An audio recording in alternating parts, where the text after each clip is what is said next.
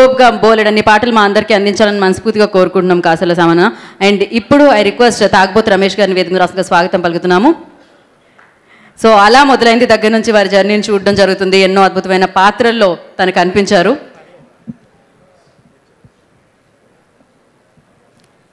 Yes,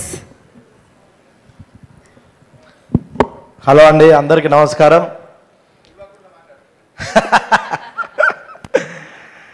అంటే ఎక్కడో గోదావరి కానీ 2005 మా చెల్లె పెళ్ళి తర్వాత సరే సినిమాల్లో మన కిస్మత్ ఏంటో చూద్దామని బయలుదేరిన.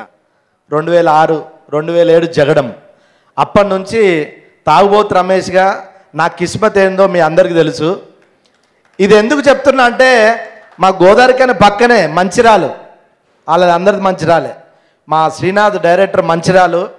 నాకు 10 సంవత్సరాల నుంచి తెలుసు అన్న. ఇక్కడ ఇప్పుడు డైరెక్టర్ అయిండు, నాకు మంచి క్యారెక్టర్ ఇచ్చాడు.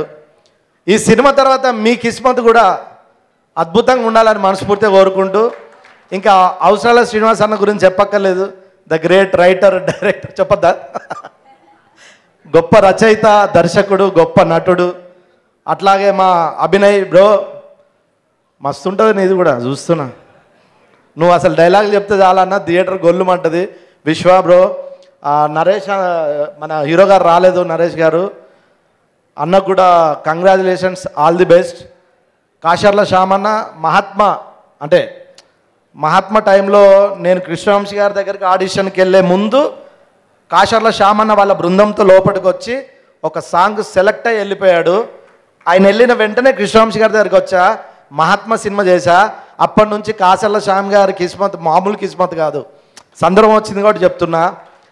అట్లాగే మా ప్రొడ్యూసర్ రాజు గారు, మీరు దిల్ రాజు అంత గొప్పోళ్ళు అవ్వాలని మనస్ఫూర్తిగా కోరుకుంటూ, ఈ సినిమా February 2కి వస్తుంది.